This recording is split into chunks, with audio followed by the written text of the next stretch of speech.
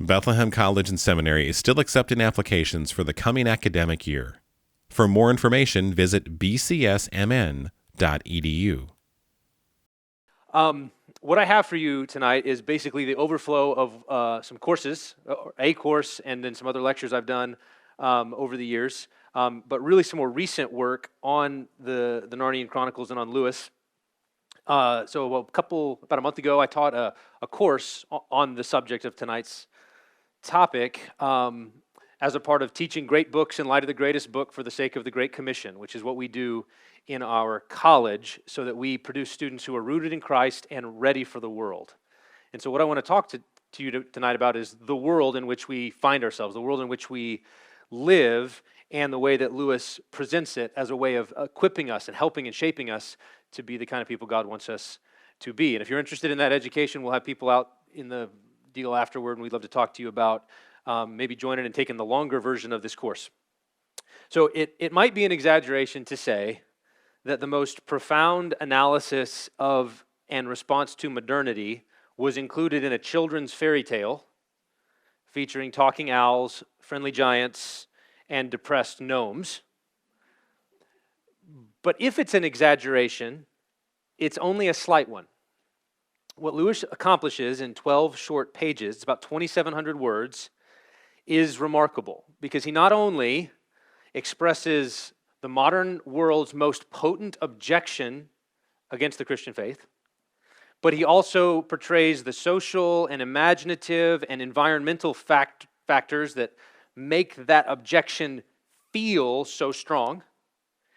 And then more than that, he provocatively frames modernity as a kind of dark enchantment, vividly depicting the psychological pull of unbelief and atheism. And then most importantly, in the actions and the speech of Puddleglum the Marshwiggle, he shows us how to break the spell and fight the fight of faith in the modern world. So what I'm going to do is I've got kind of two sections for tonight, and we're going to break them up. So think of this as more two little mini lectures than one big one. And the first one is sort of diagnosis, and then it's prescription. And I'm going to begin by reading, if you have that handout, I'm going to be reading, this is, I forget what number chapter, but it's a chapter from Silver Chair, and it's going to sound familiar if you're familiar with the Chronicles. And then we're going to pause in the middle of it, talk about it, and then come back and finish up. So, read with me there. 2 earthmen entered, but instead of advancing into the room, they placed themselves one on each side of the door and bowed deeply. They were followed immediately by the last person whom anyone had expected or wished to see. Maybe I should pause. This is the setting. They've gone down. They found the prince. I assume that everybody knows this book. You wouldn't be here if you didn't, because if you are, sorry, spoiler alert or whatever. So they're down there. They found Prince Rilian. They've set him free from his enchantment, destroyed the silver chair. He's now in his right mind. And they're like, hey, let's get out of here. And this is what happens. Okay, that's the point of the story where we are. They found their way down. They've got the prince. Now they're trying to get out. The last person anyone expected to see, the Lady of the Green Kirtle, the Queen of Underland. She stood dead still in the doorway, and they could see her eyes moving as she took in the whole situation. The 3 strangers, the silver chair destroyed, and the prince free with his sword in his hand. She turned very white, but Jill thought it was the sort of whiteness that comes over some people's faces, not when they are frightened, but when they are angry. And for a moment, the witch fixed her eyes on the prince, and there was murder in them. And then she seemed to change her mind. "Leave us," she said to the 2 earthmen, "and let none disturb us till I call on pain of death." The gnomes pattered away obediently, and the witch queen shut and locked the door. "How now, my lord prince," she said, "has your nightly fit not yet come upon you? Or is it over so soon? Why stand you here unbound? Who are these aliens, and is it they who have destroyed the chair which was your only safety?" Prince Rilian shivered as she spoke to him, and no wonder. It's not easy to throw off in half an hour an enchantment which has made one a slave for 10 years. Then, speaking with a great effort, he said, "Madam, there will be no more need of that chair, and you, who have told me 100 times how deeply you pitied me for the sorceries by which I was bound, will doubtless hear with joy that they are now ended forever. There was, it seems, some small error in your ladyship's way of treating them. These, my true friends, have delivered me. I am now in my right mind, and there are 2 things I will say to you. First, as for your ladyship's design of putting me at the head of an army of earthmen so that I may break out into the overworld and there, by main force, make myself king over some nation that never did me wrong, murdering their natural lords and holding their throne as a bloody and foreign tyrant? Now that I know myself, I do utterly abhor and renounce it as plain villainy. And second, I am the king's son of Narnia, Rilian, the only child of Caspian, 10th of that name, whom some call Caspian the seafarer. Therefore, madam, it is my purpose, as it is also my duty, to depart suddenly from your highness's court into my own country. Please it you to grant me and my friends safe conduct and a guide through your dark realm. Now the witch said nothing at all, but moved gently across the room, always keeping her face and eyes very steadily toward the prince. When she'd come to a little ark set in the wall, not far from the fireplace, she opened it and took out first a handful of green powder. This she threw on the fire. It did not blaze much, but a very sweet and drowsy smell came from it. And all through the conversation which followed, the smell grew stronger and filled the room and made it harder to think. Secondly, she took out a musical instrument, rather like a mandolin. She began to play it with her fingers, a steady, monotonous thrumming that you didn't notice after a few minutes. But the less you noticed it, the more it got into your brain and your blood. This also made it hard to think. After she'd thrummed for a time, and the sweet smell was now strong, she began speaking in a sweet, quiet voice. "Narnia," she said, "Narnia. I've often heard your lordship utter that name in your ravings. Dear prince, you are very sick. There is no land called Narnia." "Yes, there is, oh ma'am," said Puddleglum.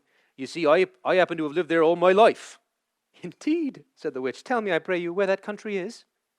"Up there," said Puddleglum stoutly, pointing overhead. I don't know exactly where." "Oh, how?" said the queen with a kind, soft, musical laugh. "Is there a country up among the stones and mortar on the roof?" "No," said Puddleglum, struggling a little to get his breath. "It's in overworld." "And what or where, pray, is this? How do you call it? Overworld?" "Oh, don't be silly," said Scrub, who was fighting hard against the enchantment of the sweet smell and the thrumming. "As if you didn't know. It's up above. Up where you can see the sky and the sun and the stars. Why, you've been there yourself. We met you there." "I cry you mercy, little brother," laughed the witch. You couldn't have heard a lovelier laugh. "I have no memory of that meeting.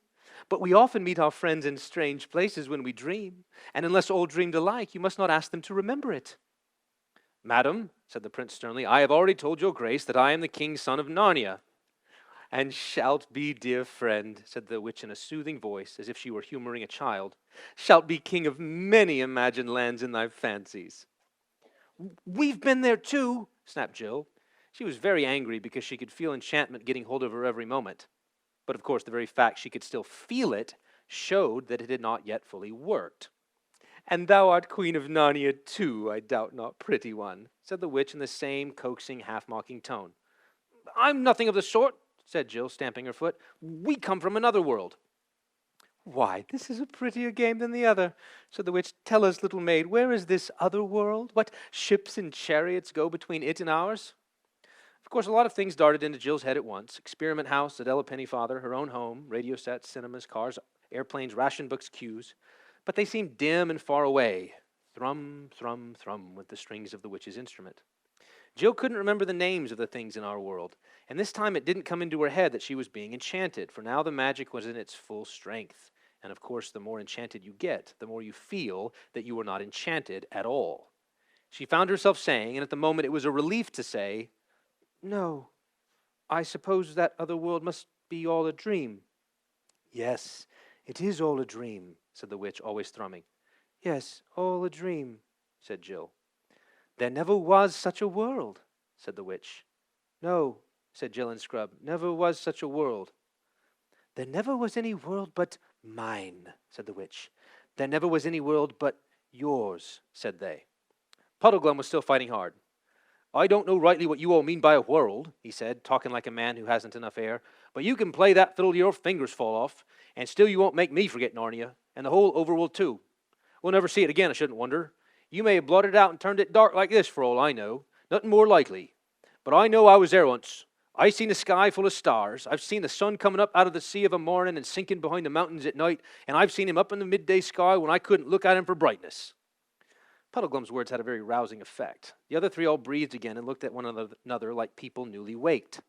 "Why, there it is!" cried the prince. "Of course, the blessing of Aslan upon this honest marshwiggle. We've all been dreaming these last few minutes. How could we have forgotten it? Of course, we've all seen the sun." By Jove, so we have, said Scrub. Good for you, Puddleglum. You're the only one of us with any sense, I do believe. Then came the witch's voice, cooing softly like the voice of a wood pigeon from the high elms in an old garden at 3 o'clock in the middle of a sleepy summer afternoon. And it said, What is this sun that you all speak of? Do you mean anything by the word? Oh, yes, we jolly well do, said Scrub. Can you tell me what it's like? Asked the witch. Thrum, thrum, thrum went the strings. Please it, your grace, said the prince very coldly and politely. You see that lamp? It is round and yellow and gives light to the whole room, and hangeth moreover from the roof. Now that thing which we call the sun is like the lamp, only far greater and brighter. It giveth light to the whole overworld, and hangeth in the sky. Hangeth from what, my lord? Asked the witch, and then, while they were still all thinking how to answer her, she added with another of her soft silver laughs, You see, when you try to think out clearly what this sun must be, you cannot tell me. You can only tell me it's like the lamp. Your sun is a dream, and there is nothing in that dream that was not copied from the lamp. The lamp is the real thing. The sun is but a tale, a children's story. Yes, I see now, said Jill in a heavy, hopeless tone. It must be so. And while she said this, it seemed to her to be very good sense. Slowly and gravely the witch repeated, There is no sun. And they all said nothing. She repeated in a softer and deeper voice, There is no sun. After a pause and after a struggle in their minds, all four of them said together, You are right, there is no sun. It was such a relief to give in and say it. There never was a sun, said the witch. No, there never was a sun, said the prince and the marshwiggle and the children. For the last few minutes, Jill had been feeling there was something she must remember at all cost, and now she did. But it was dreadfully hard to say it. She felt as if huge weights were laid on her lips, and at last, with an effort that seemed to take all the good out of her, she said, There's Aslan. Aslan, said the witch, quickening ever so slightly the pace of her thrumming. What a pretty name. What does it mean? He's a great lion who called us out of our own world, said Scrub, and sent us into this to find Prince Rilian. What is a lion? Asked the witch. Oh, hang it all, said Scrub. Don't you know? How can we describe it to her? Have you ever seen a cat? Oh, surely, said the queen. I love cats. Well, a lion is a little bit, only a little bit, mind you, like a huge cat, with a mane. At least it's not like a horse's mane, you know. It's more like a judge's wig, and it's yellow and terrifically strong. The witch shook her head. I see, she said, that we should do no better with your lion, as you call it, than we did with your son. You have seen lamps, and so you imagined a bigger and better lamp and called it the sun. You've seen cats, and now you want a bigger and better cat, and it's to be called a lion. Well, 'tis a pretty make-believe, though. To say truth, it would suit you all better if you were younger. And look how you can put nothing into your make-believe without copying it from the real world, this world of mine, which is the only world. But even you, children, are too old for such play. And as for you, my lord prince, that are a man full grown, fie upon you! Are you not ashamed of such toys? Come, all of you, put away these childish tricks. I have work for you all in the real world. There is no Narnia, no overworld, no sky, no sun, no Aslan. And now to bed all, and let us begin a wiser life tomorrow. But first to bed, to sleep, deep sleep, soft pillows, sleep without foolish dreams. Now we're going to come back. We're going to pause there. We're going to come back to Puddleglum's defiance and resistance, but we need to get clear on the nature of the enchantment. And I want to explore it kind of under these four headings, which you have in your handout: the argument, the myth, the environment, and the result. So the argument, or the appeal to reason, there is an argument in the witch's spell.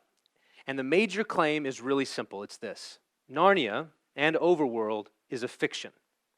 It's a fantasy. It's a fairy tale. It's not real.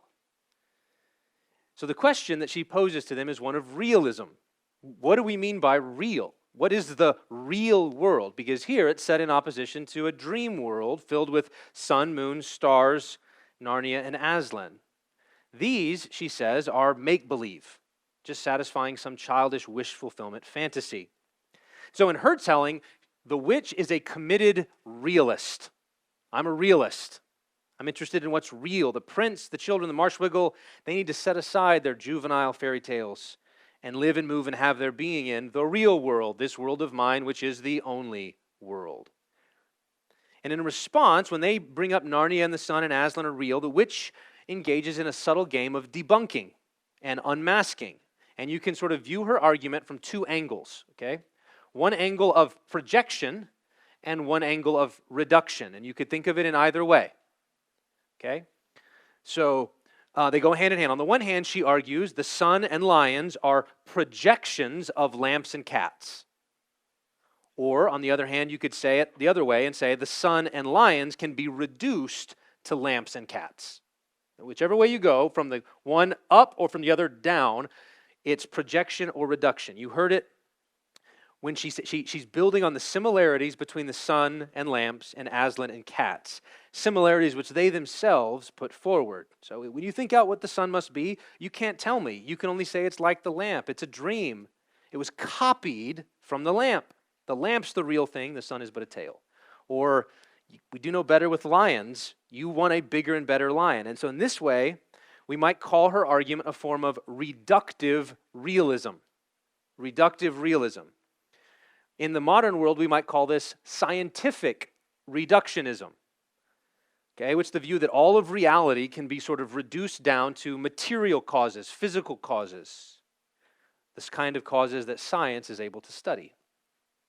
It's just the world and everything it contains. The real world is a world of chemicals in motion, atoms banging about, molecules just flying around like molecules tend to do, singing, fighting, praying, eating, that sort of thing. Some philosophers have labeled this view, reductive realism, as nothing buttery. It's a fun little term, nothing buttery. Since everything we see and know is nothing but a mixture of matter in motion. Humans are nothing but sacks of protoplasm. Children are just like baggies of protoplasm, like smaller, cuter versions. Love is nothing but a chemical reaction in someone's brain that facilitates the survival of the species. So we know that we're in the presence of nothing buttery when you begin to use words like it's only, or it's merely, or it's just. That's all it is. Okay, that's reduction. That's scientific reduction. And in doing this, the sort of unseen but very real opponents that Lewis is depicting here are men like Sigmund Freud, Ludwig Feuerbach, these German thinkers from the late 19th, early 20th century, and who sought to undermine Christianity through what we can call the psychogenetic method, which is basically to say, we need to account for belief, for faith, for Christianity in some way. And we do so by identifying the yearnings, the needs, and the desires, the psychological needs and desires, the social needs and desires that Christianity meets. And once we've identified the need, that's all, because it's all a projection, and it's meeting some need that we have. It's a coping mechanism. So Feuerbach, for example, said if human beings were birds, then God would have wings. Because all God is a projection of human desires and aspirations. And so if we were birds, then we would invent a flying God with wings. But it's all invention. It's a projection of human ideas. And then so once you've explained it, once you've debunked it, once you've unmasked it, all it is projection. Then you can say, yeah, and then let's just dispense with it and meet the need some other way. In fact, here's how the argument would typically work. So Freud, for example, said, when you're a kid, you're dependent on your parents. You're dependent on your fathers. You come to see them as strong protectors who provide you with food and shelter and safety and emotional security. And then as you grow up, you discover your dad's not as all-powerful as you thought when you were 6. He has flaws and failings and weaknesses. But in realizing that weakness of your earthly father, you still have a psychological need for security, for protection, for provision. You want to know that someone strong and loving is looking out for you. And so what do? We project our Father into the sky and invent our Father who art in heaven. Giving ourselves this illusion of protection that helps us to cope. Good things that happen to us are because God's happy with us. Bad things that happen are because He's upset with us or testing us or something like that. And Freud then suggests, look, we got to put that behind us. Now we know where it comes from. Now we need to grow up. Stand on your own 2 feet. Face the world the way it really is. Let's use our science and our technologies to master nature and stand on our own 2 feet. And you can hear in that this sort of parallels between Freud's sort of argument and the witches, right? So God the Father, in Freud's telling, is simply a copy and a projection of earthly fatherhood. Just like the sun is a fictional copy and projection of the lamp, and lions are bigger and better cats. Now, this narrative, this reductive realism, is usually accompanied by a notion of disenchantment. So you maybe have heard of this sort of narrative of the progress of knowledge over the last 1,000 years or something like that. And it's something like this. In the old days, human beings believed that the world was filled with spiritual forces. Gods, angels, fairies, whatever you want to say. The world is shot through with invisible, immaterial, spiritual realities. But then somewhere around the 14th to 16th century, there's a philosopher named Paul Tyson who tells this narrative very well. A new vision of the world sort of began to emerge in which reality, most of reality, was explainable in terms of 4 M's. It's measurable, it's material, and it's mathematically modelable. That's really all the reality that we really have to deal with. If you can put it under a microscope, if you can count it, and if it's made of stuff, then it's real. And everything began to be viewed as sort of 4M reality with sort of 2 exceptions. 2 exceptions. God and the soul. And so it resulted in a kind of 2-level view of reality. Most things are explainable in terms of their parts, their material, physical stuff. That's all it is. That's nothing but, except the soul and God, which were sort of exceptions to the rule. And they're kicked upstairs. And then, what Tyson argues is, what happened then is that people began to realize, do we need an upstairs? Or isn't the upstairs just that projection? It's just that make-believe that helps us to sleep at night and helps us to face death and things like that, but it doesn't really exist at all. And so all of reality is scientifically studyable. Nothing else really exists. It's an illusion. And this was called sort of the disenchantment of the world. All of a sudden, the world lost all of the enchantment of magic or of spiritual forces or things like that. Now, what Tyson then says is, the result for us in the modern world in this disenchantment is human dignity, even our own consciousness, may appear to us to be sort of magical, non-material, spiritual realities. But actually, we know that in the end, what they really are is cultural fantasies.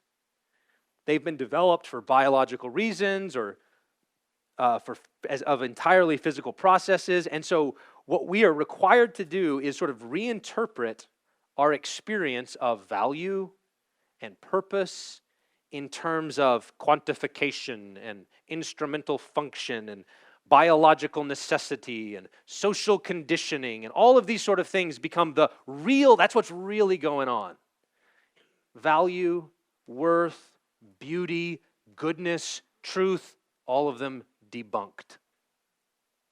And he says this is a kind of, this view of the world is settling down like a heavy fog over our religious consciousness. So that's the argument, okay? You clear on the argument? Okay. The second thing that the witch does is, that's just the basic argument. But there's another feature to it. The brilliance of Lewis's ability is to show, why does that argument make so much sense to us, right? Because the reality is there's a perfectly plausible other alternative to the similarities between lions and cats and lamps and the sun. The basic assumption is this is a projection. We have little cat, big lion, earthly father, heavenly father. But it's just as plausible to say that the projection works the other way around. That God himself, as the heavenly father, has projected downward through your earthly father. That the likeness is there, but the projection goes the other way. That's just as reasonable. But we feel the force of the other. Well, why? Well, part of it is the witch's rhetoric. Did you notice, as we were reading that, what was her tone? Maybe we'll get a little interactive here. What was her tone? Condescending. What else? Patronizing. Sweet, kind, gentle. You remember, like the musical, you've never heard a lovelier laugh, right? More than that, there's that coaxing, half-mocking tone, that's the phrase, or the soothing voice as if humoring a child. In other words, this patronizing, condescending demeanor is crucial to the spell. She's treating the prince and the marshwiggle and the children as, well, children, patting them on the head for their vivid imaginations and make-believe, all the while kind of rebuking them with a lovely laugh for their childishness. It's time to grow up and put away childish things. And the real-world counterpart to this is the way that the world frequently treats belief in God and heaven and the gospel with scorn and urges us to grow up, put aside the crutch, and mocks us for continuing to believe that these things are real. Remember when Puddleglum says, when she says, "Where's this Narnia?" And he says, "Up there." And she's like, "Is there a country on my roof?" Lewis has an essay where he talks about when the Soviets first went into outer space and they came back and they were like, "God's not real, we didn't see him." Right? As though that was a conclusive proof. We went up into outer space, we didn't find God. And that's sort of what the witch is doing. Is there a country on my roof? And so while the modern world sometimes lacks the witch's playfulness, it has that condescension towards faith, towards Christian belief. Oh, silly you. You still believe that today? Now, why does that affect us? Because all of us have a natural desire to feel grown up, to feel mature, to be respected. Nobody likes to be patronized, not even children. That little pat you on the head thing really gets under our skin. You heard it in Scrub kind of stamping, and Jill stamping her foot and saying, "No, we're not." And so we don't like that. And so we'll do anything we can to avoid the sense that we're children. And so her rhetoric means that, okay, if the grown-up view is the one that says all that's make-believe, well, then maybe the grown-up view is real. I want to be grown up. And it pulls us. But even more than that, Lewis, elsewhere in his argument, insists that there's something more that makes the argument potent. That incense, the thrumming, you heard all that? The repetition of the thrum, thrum, thrum, and the smell that gets into your bones. There's something in the air that puts us under a spell. And notice here that Lewis is actually framing this not as a disenchantment, but as a dark enchantment. It's going to be really important in a minute. It's not that the modern world is disenchanted in Lewis's mind. It's not that we used to believe in enchantments and now we don't anymore. It's been disenchanted, because that's how it really is. Instead, he says, no, you've been put under a spell. There's something in the air. And this is where we could spend a lot of time, and I'm just going to flag the first. This is number 2 on the handout, and it's the myth. In his writings, Lewis regularly talks about universal evolutionism, or he calls it developmentalism, or the scientific outlook. He has a number of names. And he says this is a myth. The basic idea is that small, chaotic, feeble things always are turning themselves into large, strong, and ordered things. Imperfect things are becoming perfect. That's what the evolutionary myth is all about.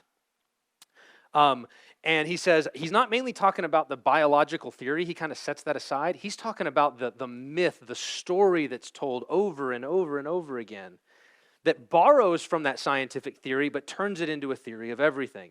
And then there's a number of places, an essay called The Funeral of a Great Myth, where he kind of tells the myth. And it's this like epic story of like life, this little bitty thing that's like kind of appears out of nowhere, and it's like the hero of the drama, and everything's against it, and like the world, like all of reality is trying to like crush life, but like life finds a way and fights back and complexifies itself and becomes more, and then grows up, and then you have like dinosaurs and giants and lizard, like it's this epic story, and then again it does it again, and like there's this little bitty biped, like doesn't look like much, and all of a sudden he's the one that kind of rises and becomes the hero of the drama. And it just goes on to tell the story of this complexifying that man then is going to grow up and sort of rule the universe as a demigod, being perfected by his science and his psychology and his technologies, and rule the universe. And then all the while, he says in the background, the universe is running down. And eventually the sun will cool, and all suns will cool, and the lights will go out. And in the end, it's this great tragic drama. And he says this myth gives us almost everything the imagination craves. Irony, heroism, vastness, unity and multiplicity, and a tragic ending. It appeals to every part of me, he says, except my reason. That's why those of us who feel that the myth is already dead for us, because they're like, that just doesn't make sense. That's not the way the world is, must not make the mistake of trying to debunk it in the wrong way. Why? We must not fancy that we are securing the modern world from something grim and dry, something that starves the soul. No, the contrary is the truth. Listen to this. It is our painful duty to wake the world from an enchantment. So Lewis regarded that myth as a sort of enchantment that gets into your blood, and that demon said, you notice when the witch kept doing this, right? There is no sun. And then what would they do?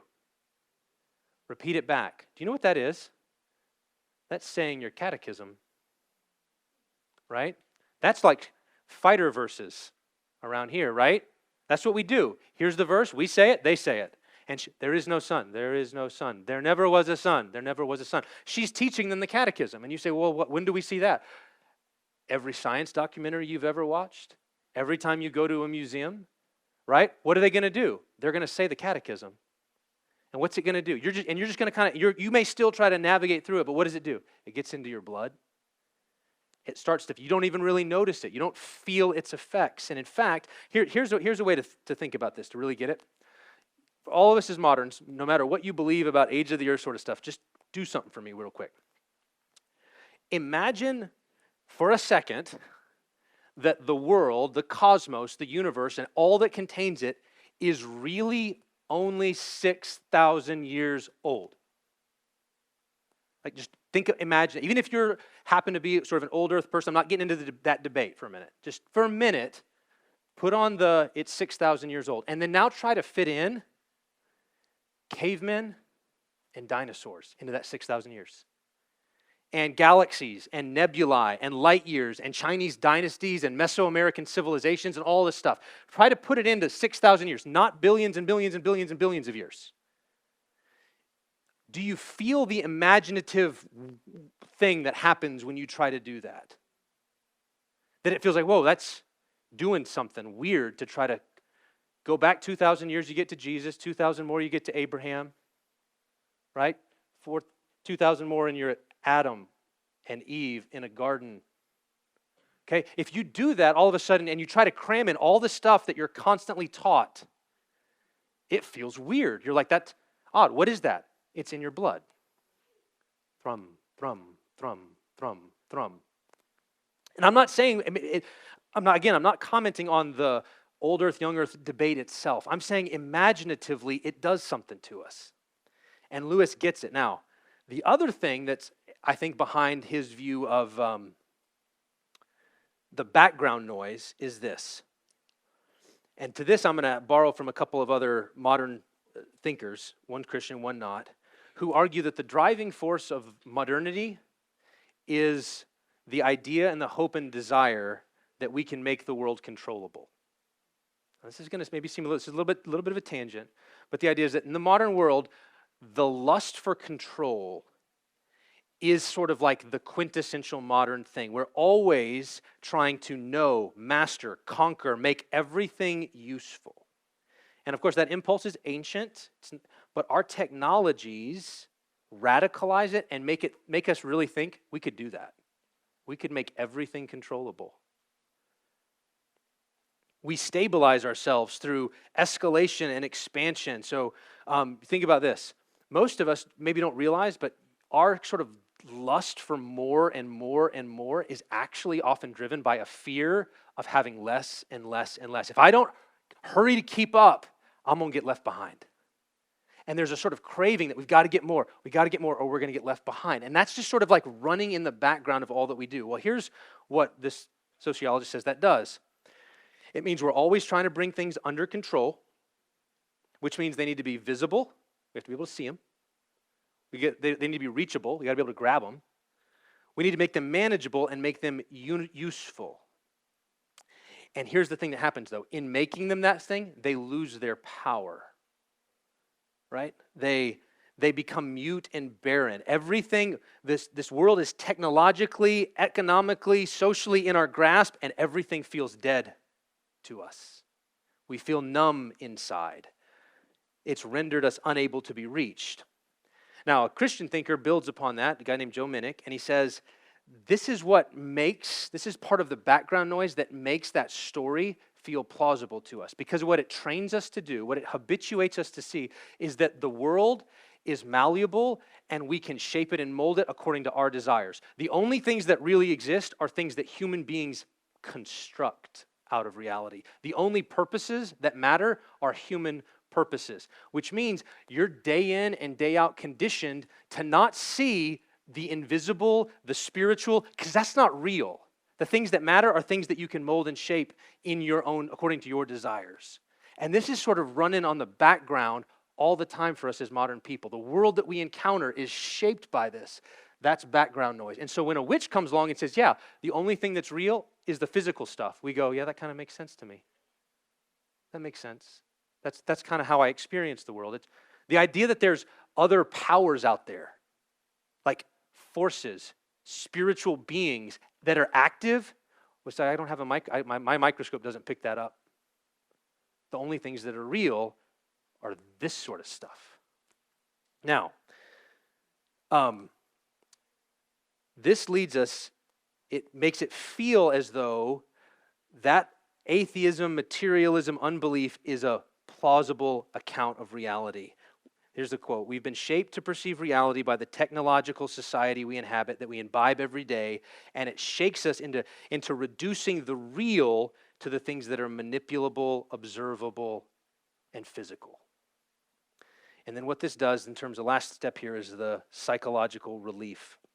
You noticed that as the children came under the enchantment, that they kept having this experience of, oh, it's such a relief to give in, right? And part of what Joe Minnick, who I was quoting a moment ago on modernity, is his project in his little book, Enduring Divine Absence, is to kind of wrestle with the question of, why does it feel like faith is so hard? Why does it feel like it's something that you have to actually sort of work to maintain? He says that's a new, even just believing in God sort of in the intellectual sense, he says, seems like it takes work. And that's where the technological thing comes from. But the relief then is, oh, I'm kind of coming to terms with the way the world really is. That's what's happening in the story. And Lewis is depicting that experience, that psychological relief that Jill feels when she says there never was such a world, in that heavily hopeless tone and sort of a, it must be so. It must be so. Now, the flip side of that he doesn't talk about, but I want to bring in, is that relief that she feels.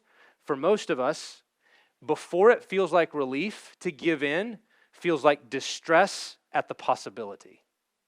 Sort of the psychological ominousness that we like, oh no, what if it's true? And that agitation then kind of gives way to the relief when you give in. And this is where many people fight the fight of faith all the time. Maybe some of you feel that way.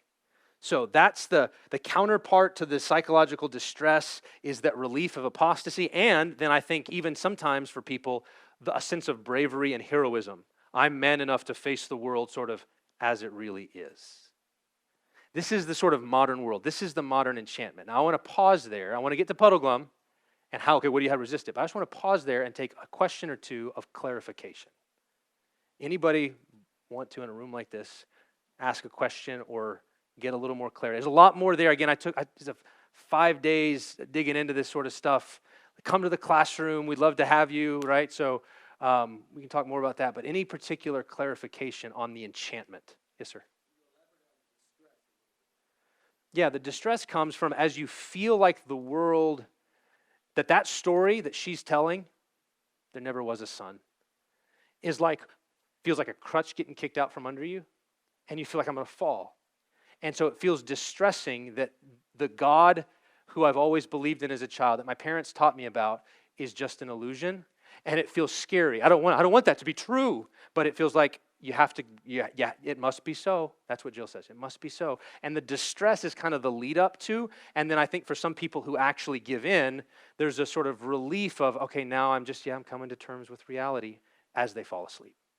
And Lewis is kind of depicting that process of what it feels like to fall asleep, but he's depicting it as a dark enchantment. Yes, sir.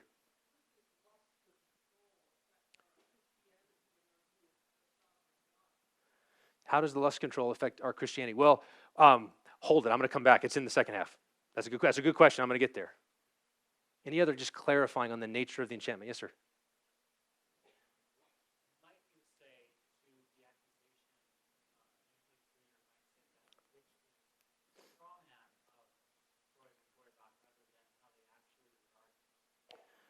Well, one of the things that Lewis is really, so is this a straw man? Is the witch a straw man of those 19th century thinkers? One of the Lewis's, where he excels, is cutting through a lot of what I would say is the jargon, the way it gets dressed up, and sort of getting to like, what's the basic sort of argument here? And I think when you do that, it's whatever, in the old days, you'd have the atheists that would do it maybe in terms of psychological needs. You still have some of that. Now we might talk about genetics or social conditioning. There'd be other, we like, the surface level explanations often vary, but the common thing to all of them is a kind of debunking. Here's what's really going on, and what's really going on is often some psychological or social need being met by a fiction. And so it makes you feel good, and that helps you to cope, and that helps you to stay alive, and then you reproduce, and so the species just lives on. And that's sort of like the undercurrent of all the variations. And so in that sense, it's the copy thing and the projection thing that really does run through a lot of whether they're the old atheist or the new atheist. That's the sort of common thread that Lewis, and I think in doing so he's right. That's the appeal. That's the fear that Christians have, and sort of the cudgel that the unbelieving world wields against us. All right, so let's turn the page. And go to the page 6. It's the back page. And now let's pick it back up. Okay, so that's the enchantment. They're about to fall asleep to bed. Here we go. The prince and the two children were standing with their heads hung down, their cheeks flushed, their eyes half closed, the strength all gone from them, the enchantment almost complete. But Puddleglum, desperately gathering all his strength, walked over to the fire, and then he did a very brave thing. He knew it wouldn't hurt him quite as much as it would hurt a human, for his feet, which were bare, were webbed and hard and cold-blooded like a duck's. But he knew it would hurt him badly enough, and so it did. With his bare foot, he stamped on the fire, grinding a large part of it into ashes on the flat hearth, and 3 things happened at once. First, the sweet, heavy smell grew very much less, for though the whole fire had not been put out, a good bit of it had, and what remained smelled very largely of burnt marshwiggle, which is not at all an enchanting smell. This instantly made everyone's brain far clearer. The prince and the children held up their heads again and opened their eyes. Secondly, the witch, in a loud, terrible voice, utterly different from all the sweet tones she had been using up till now, called out, "What are you doing? Dare to touch my fire again, mud filth, and I'll turn the blood to fire inside your veins." And thirdly, the pain itself made Puddleglum's head for a moment perfectly clear, and he knew exactly what he really thought. There's nothing like a good shock of pain for dissolving certain kinds of magic. Now, I'm going to come to speech here in a minute, but I want you to notice that this first step, in your handout, this is what I call a touchstone of reality. Notice that that it clears the head of the others. The witch sort of reveals her true nature, right? What she's really like. But most importantly, the pain gives him clarity. It dissolves certain kinds of magic. Elsewhere in his corpus, Lewis said things like this: "We can ignore even pleasure, but pain insists upon being attended to. God whispers to us in our pleasures, speaks in our conscience, but shouts in our pains. It is his megaphone to rouse a deaf world." Elsewhere in Screwtape Letters, he says this: "The characteristic of pains and pleasures," it's both, "is that they are unmistakably real." They're real, undeniable. They impose themselves upon us. And therefore, as far as they go, give the man who feels them a touchstone of reality. A touchstone of reality. They connect you with what's real. In his space trilogy, he displays this with pleasure. Ransom on Paralandra regularly encounters, sort of overpowering pleasures that sort of re-enchant him and sort of wake him up to reality. So Lewis has this vision that pain and pleasure wake you up and force you to confront not just the physical stuff, but the emotional stuff and the spiritual, invisible realities. And part of this is because they're not controllable. They impose themselves on you. You're forced to deal with reality beyond the manipulable. And so this, I think, is Lewis sort of speaking to our need as modern Christians to address our environment. In other words, you're getting lulled to sleep, so you got to address the environment. The world, the things that the modern technoculture gets into our blood, and we experience the world as devoid of anything spiritual, as just matter, as just humanly constructed, which means one of our tasks, this would be a whole part, it was a whole part of the class I taught a few weeks ago, was on thinking about what new habits must we have that reinforce that reality is beyond our control. That reality is not subject to human control. One way to put it as a very simple thing is you need to touch some grass. Okay? You need to touch some grass. You need to grow things which cultivate patience, that you can't snap your fingers. Like, we are so conditioned to think I should be able to snap my fingers and get it. Right now, I could pull out my phone and I could have food delivered here before I'm done. Lots of different kinds too. For all of us if we wanted, right? I could have Amazon deliver. You want the book I mentioned? You want it? It could probably be here in a half hour, right? This is the world we live, this immediacy, this controllable world.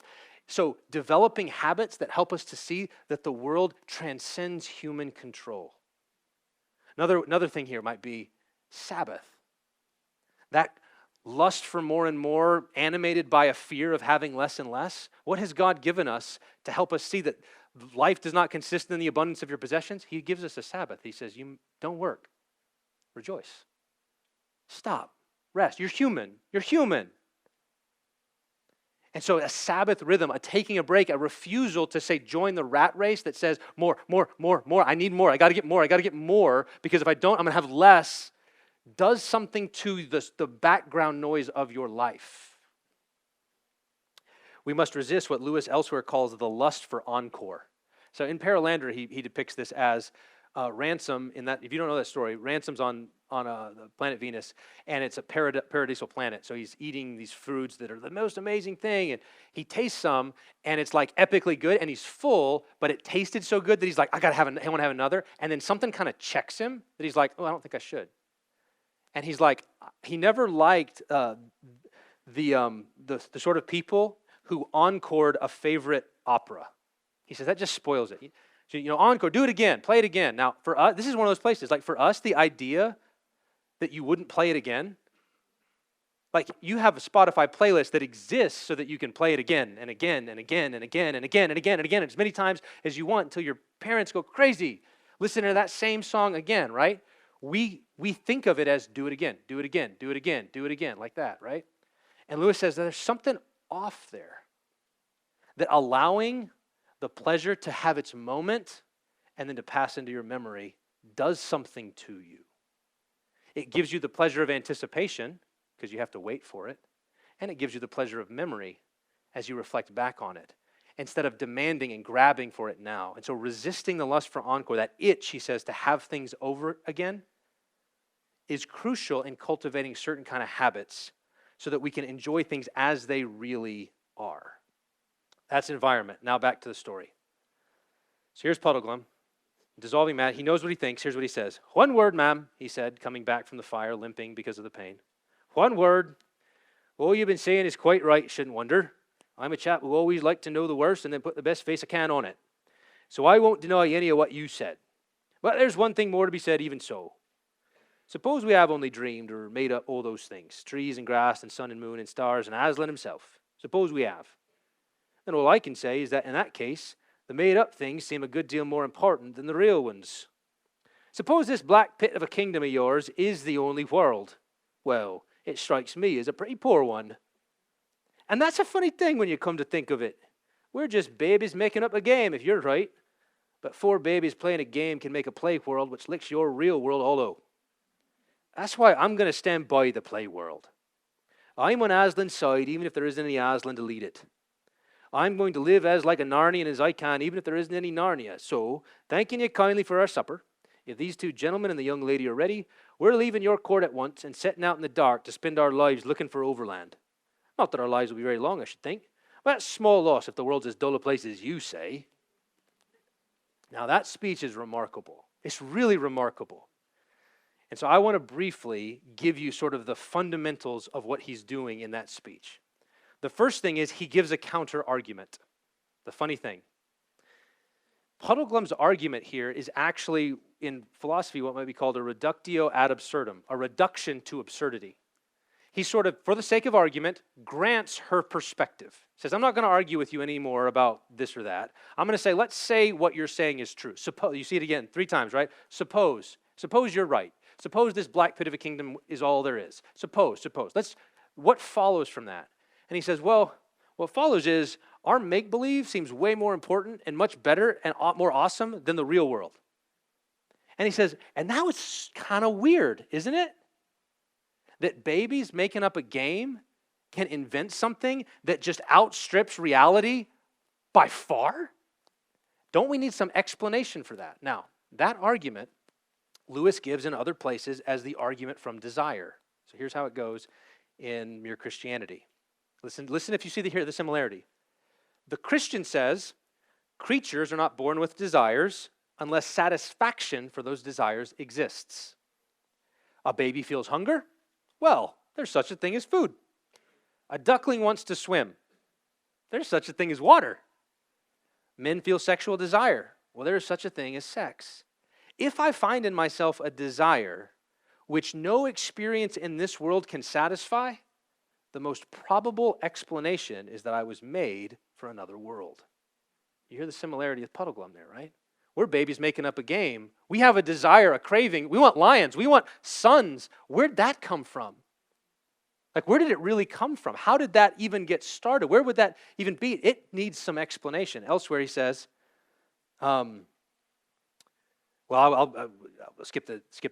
There's another quote in Weight of Glory where he makes the same argument and says, a man's physical hunger does not prove that man will get any bread. He might die of starvation. But surely a man's hunger does prove that he comes of a race which prepares its body by eating and inhabits a world where eatable substances exist. In the same way, though I don't believe, I wish I did, that my desire for paradise, so that's the desire for Narnia in the story, right, proves that I shall enjoy it, I think it a pretty good indication that paradise exists and that some men will. It's there. It's real. And the desire is a pointer to it. And so in this sense, Puddleglum is more of a realist than she is. Because she reduces that desire and says, all it is, that's nothing but. And he says, no, I'm going to take that desire a little more seriously as a pointer, as a feature of reality. Lewis does this elsewhere with the argument for morality, which you're probably familiar with. We all have moral standards. Where'd they come from? Why can we not get rid of them? Why does every human being always come back to there's something right and something wrong, something good, something evil? Even those who deny it in principle will still say that's not fair the moment you cross them. And even more importantly, he says, the argument from reason. And in this, he says, the fact that you reason at all disproves that reductive realism, that naturalism. How does it do that? Well, he says, look,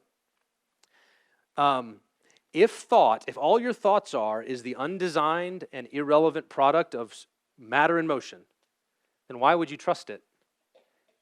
In fact, he at one point quotes, his favorite guy to quote is I think he's an atheist professor named J.D.S. Haldane, who said, if my mental processes are determined entirely by the motions of atoms in my brain, like if it's just matter banging about, then I've got no reason to suppose that my beliefs are true. And so I have no reason to suppose that my brain's composed of atoms. In other words, naturalism, he says, is worthless. Because if it's true, then you can't know any truths. It cuts its own throat. That's a loose way. It cuts its own throat. He says, there's no reason at this point to bring in Christianity or spiritualism. I don't need to do that. We don't need them to refute naturalism. Why? It refutes itself. Whatever else we may come to believe about the universe, at least we can't believe that. That doesn't make sense. It doesn't explain. The validity of rational thought is the necessary presupposition of all other reasoning. And so if you can't explain that, then you have to leave. Your reasonings don't get to be the exceptions. All other propositions have to be fitted around that. So there's arguments. And Lewis, again, in a number of places, if minds are wholly dependent on brains, like if your mind is just reduced to your brain, and your brain is reduced to biochemistry, and biochemistry reduced to atoms, then I don't see why your mind should have any more significance than the sound of the wind in the trees. It's just a brain burp, right? It's just a brain burp. So why would you trust it? Why would you trust it even to believe in naturalism? It's self-refuting. So that's the argument. That's Puddleglum's sort of response is a rehearsal of these arguments from features you can't ignore or get away from. Your reasoning, your moral judgments, and your desires. But more than that, Puddleglum commends the virtue of faith. This is really important right here, practically speaking. I'm on Aslan's side even if there isn't any Aslan. Now, in a number of Lewis's essays, he distinguishes between what he calls faith A and faith B. Okay, so just follow me here. Faith A is a settled intellectual assent.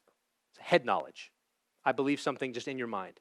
Faith B, he says, is like trust, confidence. Okay, so we would normally talk about that head faith and then sort of the trust or confidence in God. Now, Christians have always said that faith A is not enough to be saved, right? Demons have that. Even demons believe, you know what I'm saying? Like even demons believe in shudder. But assaults on faith are usually assaults on faith B. Do you trust God? And in most of human history, the temptation to lose faith B have usually been like, something bad happens, and so God must not be good. He's there, he just doesn't care. Or maybe I'm not really a Christian. I don't have trust, and so God's real, heaven's real, hell's real, I'm just not a real Christian. That's the normal form. What's odd in the modern world is that under the influence of the dark enchantment, threats to our trust and confidence take the form of a loss of faith A, a belief in God at all. And this accounts for this really weird phenomenon where you have someone, the odd doubt, what I'll call the odd doubts of modern Christians. This is the odd doubt of modern Christians, who cling to God while doubting that he exists. Like, that's a really funny phenomenon if you think about it. Why do we experience that way? Where we're clinging to God, we're still clinging to faith, and we're confident in him at one level, and yet you're wondering, is he there at all? What is that? And it's like, it's the dark enchantment. It's Puddleglum saying, I'm on Aslan's side, even if, meaning, suppose you're right, I'm not going to argue with you anymore. I'm done arguing, but I'm clinging anyway. And we might feel like is that just a leap in the dark? It's not a leap in the dark. Why? Because Puddleglum's been in Narnia his whole life. He's remembering in the dark what he knew in the light. And he's clinging to it despite the fact that he doesn't have a great answer for her in this moment. And he's done arguing. This was Lewis's struggle. Here's what he said in a letter. It's about a year after he became a Christian. The trouble with me is a lack of faith. I have no rational ground for going back on the arguments that convinced me of God's existence.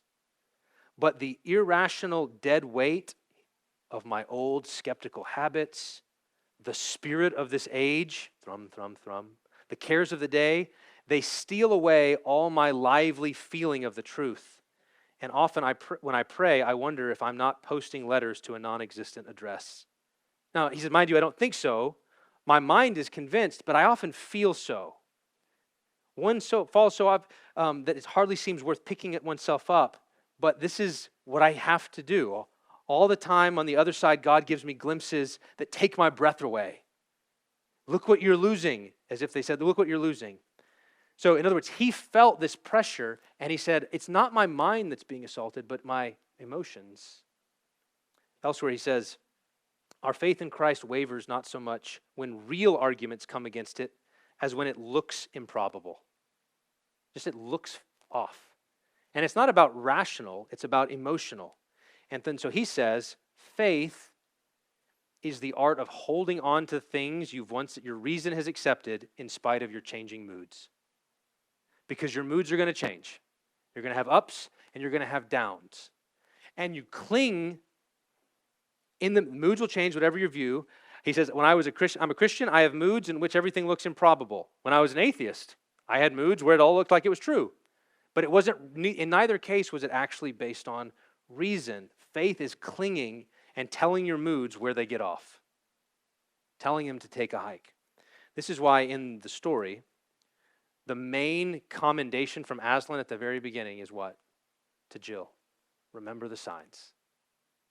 Remember, remember, remember the time. Say them to yourself when you wake in the morning, when you lie down at night, when you wake in the middle of the night, whatever strange things may happen to you, let nothing turn your mind from following the signs. Now, of course, that's just a paraphrase of Deuteronomy chapter 6, right? Bring before your mind the truths of God. Cling to them like your life depended on it, because it does. Because it does. Because it does. And that's not a cop-out, but that's precisely what we would expect. But it takes enormous act of the will, wrought by grace in order to remember. Fourth here, the necessity of obedience. Live like a Narnian, he says, which means never use doubt as an excuse to disobey. Never use doubt as an excuse to disobey. Jesus says, if anyone's will is to do God's will, he'll know the teaching is from God. In other words, if you're doubting, what does Jesus say to do? Obey first. Why? Because as one of Lewis's heroes says, obedience is the great opener of eyes. Obedience is the opener of eyes. Or my favorite quote, probably in all of Lewis, this is it right here. It's from Screw Tape. My students are going, I know what's coming. I know what's coming.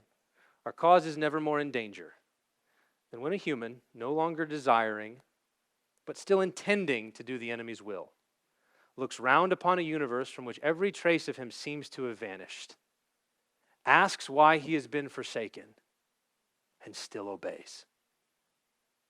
Get that? Cause is never more in danger. Demonic cause, never more in danger than when a human, no longer desiring, fallen asleep, still intending to do the enemy's will, do God's will, looks round on a universe from which every trace of him seems, that's an important word, to have vanished, asks, why have you forsaken me? And still obeys. At that point, what can the witch, the devil, do to you? The answer is nothing.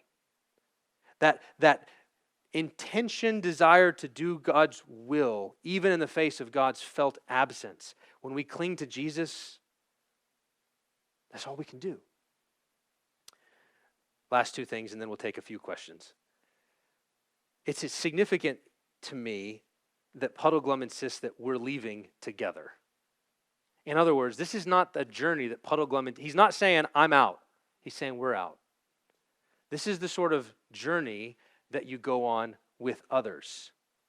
And this is a really important element for us as we face our own doubts. It's easy to want to say, I'm going to withdraw from God's people while I work through this. And Lewis says, that's not how you work through it. You lean in. You worship with his people. You go to your small group. You surround yourself with the people of God. You allow them to be the background noise. You lean on their faith when your own is shaking. You need them. God intends for you. So we're going together. We're on the journey together. This is fundamental to the way we think about education. It's why we don't do it online. It's one of the reasons is face-to-face, life on life with each other in the classroom and out of the classroom is so fundamental because you need people. You need other Christians to encourage you, to strengthen you as you fight the fight of faith. And then finally, he says, we're looking for overland. We're going to go look in the dark. And I call this the posture of risk. So one thing here I would say to any doubter, it's okay to own the risk. Don't pretend that your doubts aren't real. Instead, ask yourself, given the risk, what should I be doing? What posture should I have? Should it be one that says, I'm not even open to God breaking in? Or is it, God, would you please break in? Would you guide me? Would you lead me? Should you face the doubts from faith or from unbelief? So Lewis encourages us, I'm going to end here with this quote from Weight of Glory, where he encourages us to cultivate the desire for our own far-off country, an inconsolable longing that we can't explain beyond the existence of something greater and more transcendent. He says these things, the beauty, the memory of our own past, are good images of what we really desire. But if they are mistaken for the thing itself, they turn into dumb idols. They are not the thing itself, they are only the scent of a flower we've not found, the echo of a tune we have not heard, news from a country we've never yet visited. He says this, do you think I'm trying to weave a spell? Well, perhaps I am, but remember your fairy tales. Spells are used for breaking enchantments as well as for inducing them. Lewis wants us to surround ourselves, to awaken and to stoke a desire for a far-off country. so that we set out, even in the dark, with others and journey to Narnia, to long to find our heavenly home in the hope of glory. Thanks. Now, sorry, I don't know how to end that. Let me pray. I do too. Let me pray. Father, I'm grateful for these folks. I'm grateful for their attendance here. I pray that this was encouraging. There's a lot in it, and I entrust it to you. I'm grateful for Lewis. I'm grateful for the way that he's helped me to live like a Narnian, to cling to Aslan, to cling to Christ, to stick my foot in the fire, to cultivate different habits in my own life in order to fight the fight of faith. And I pray he would do so for all of those in this room, young and old. And we pray this in Jesus' name. Amen. This presentation was made possible by the generous contributors to the Serious Joy Scholarship, permitting our graduates to launch into life and ministry without a burden of student loan debt.